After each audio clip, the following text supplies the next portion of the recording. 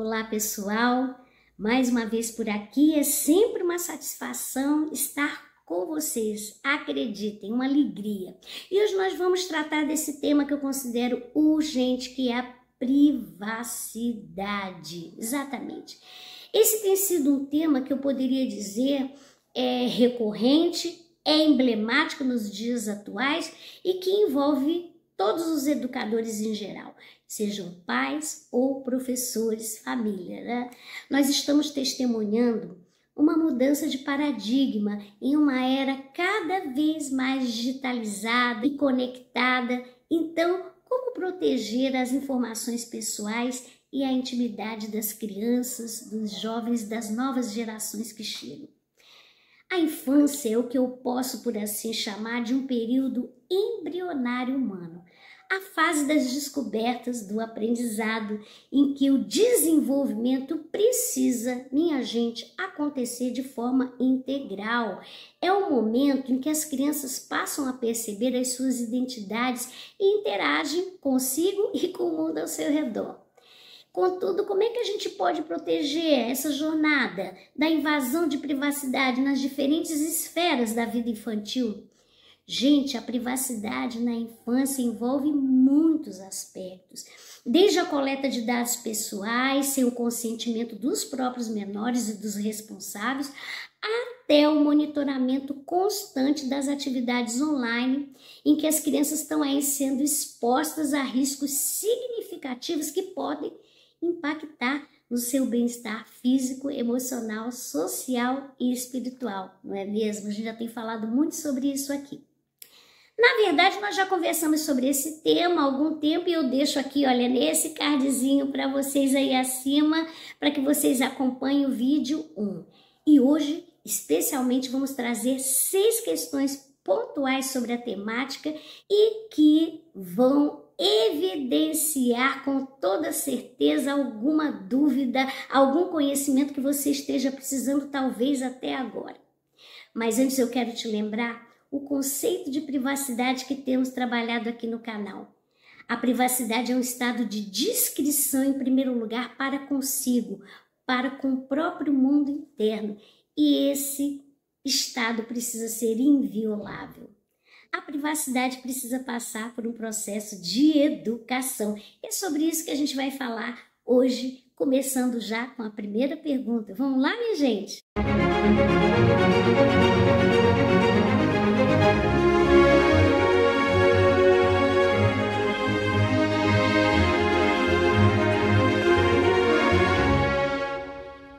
Primeira questão que eu trago aqui para vocês poderiam me perguntar, mas professora Sheila, quando é que a gente começa a ensinar o valor da privacidade, da reserva, dessa discrição para consigo?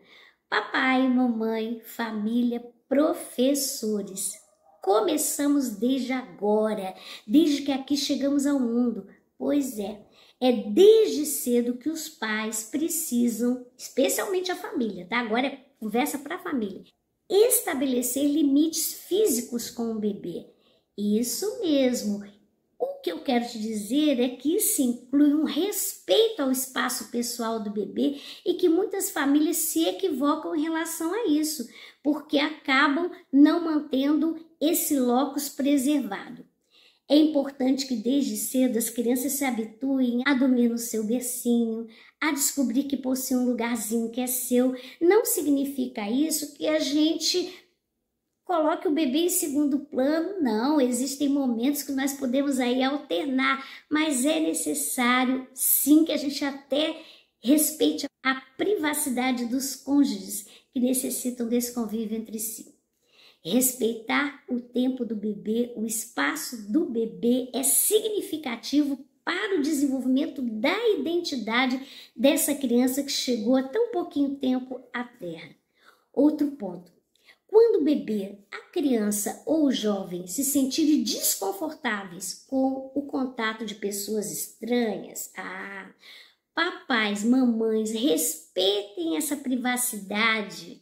Porque por vezes os pais chegam assim, dá um beijinho na titia, vai lá dar um beijinho, a criança não quer e fica insistindo, e aí nesse momento você vai tirando inclusive as defesas dessa criança e não permitindo que ela se torne um ser autônomo completo. Passando à questão 2.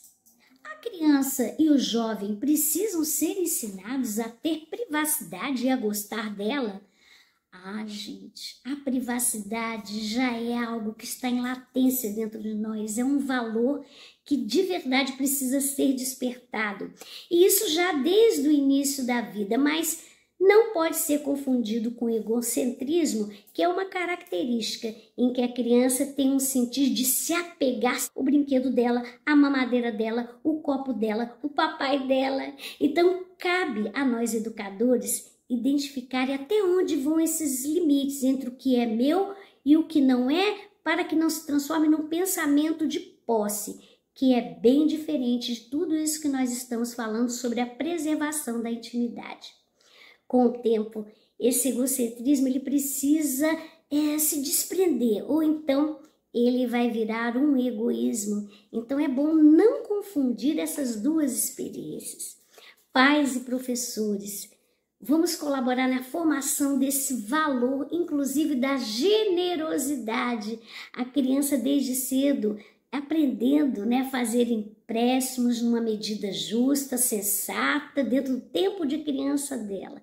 Mas também é importante frisar que esse ato de generosidade de emprestar precisa passar pelo julgamento de valor da criança, ou então ela também começa a se desconectar do conceito do que é intimidade. Portanto, as dimensões da privacidade precisam ser ensinadas, e vocês já perceberam, a partir do valor do respeito, para que essa autonomia seja forjada com o tempo mais breve possível. Pais e professores, nós precisamos efetivamente humanizar essas relações, com algumas atitudes bem pequenas. Bater à porta do quarto, perguntar se pode usar, isso aqui é seu, a mamãe pode pegar agora. Pequenas atitudes que fazem a diferença, mas veja bem, nada disso nos isenta de nossas funções tutoras, porque cabe a nós o papel de acompanhar, de intervir sempre que for necessário, especialmente quando nós percebermos que elementos estranhos estão aí, gente, invadindo, o termo é esse, invadindo o espaço formativo da criança ou do jovem. E nesse sentido, nós devemos sim criar situações educativas, estratégicas, para buscar a partilha de informações que por vezes são tão cruciais. Outro detalhe, lembre-se da ética do cuidado. Já falei muito aqui, aquela que vivi com meus pais e que narrei nesse videozinho que eu deixei no card. A privacidade das crianças e dos jovens, especialmente nessa era que estamos vivendo, indica que nós temos de monitorar, em especial o uso da tecnologia, ajudando a que a criança e o jovem descubram quais são os perigos os quais poderão estar no seu entorno. E o que eu recomendo é que desde cedo nós possamos ensinar as crianças, por exemplo, a criar senhas seguras, a usar configurações de privacidade em redes sociais, em aplicativos. Então, educadores, supervisionem, mas lembre-se, nada de monitoramentos excessivos, porque é necessário que a criança desenvolva graus de privacidade com autonomia e mesmo, naturalmente, de defesas mentais frente às diversas experiências. E essas defesas se fazem a partir da formação de valores. Questão de número 3.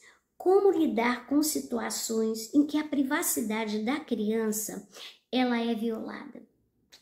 Bom, minha gente, primeiramente a gente tem que identificar, não é, quais são essas situações. Eu vou trazer só algumas delas. Primeiro, a partilha de informações da criança e do jovem, incluindo aí as informações em redes sociais sem anuência dos responsáveis. Isso a gente tem que ter muito cuidado, né? Uso indevido de câmeras de segurança, como em banheiros, por exemplo, tem que ter esse cuidado. É necessário que nessas situações a gente tome cuidado para que não sejamos impulsíveis, mas buscar o diálogo. Aliás, sobre o diálogo, eu tenho outro cardzinho aqui que eu deixo para vocês. Acompanhem essa questão da educação pelo diálogo, que é fundamental. Em casos mais graves, eu acredito que a gente tenha que aí buscar autoridades competentes. Mas e caso a criança ou o jovem tenham consciência dessa invasão de privacidade e não queiram partilhar contigo? Aí, gente, nós temos que usar a nossa lupinha de detetive, em que pais e professores precisam vasculhar um pouco quais são os dados que nós podemos levantar a esse respeito. E aí, nesse caso, nós contamos com a escola. Por que a escola? A escola hoje, mais do que nunca, precisa ter claras as políticas de privacidade e de segurança de dados e verificar, né, se essas políticas estão sendo também seguidas. Né? É importante, eu diria assim, que a escola pudesse verificar se está usando tecnologias seguras para armazenar e compartilhar as informações dos alunos. Esses cuidadozinhos, gente, eles são tão necessários para nós, docentes, e para a escola em especial, porque pode evitar muitos dissabores. A escola, como sempre parceira da família, precisa garantir que essa privacidade seja respeitada nesse espaço, então todo cuidado, eu diria, pouco. Mas a questão de número 4, sobre a exposição das crianças nas redes sociais, que eu falei ainda há pouco. Não te parece que hoje virou tudo assim, minha gente, um Big Brother generalizado? Pois é. A infância, eu percebo que está demasiadamente expostas nessas redes e as famílias, elas desconhecem o conceito de excesso, porque parece que está tudo naturalizado. E a educação humanista, ela nos ajuda muito a compreender todo esse contexto, porque na realidade nós vamos começando a refletir sobre o que é bom e o que não é bom para a própria vida, e essa é a questão que precisa ser trazida.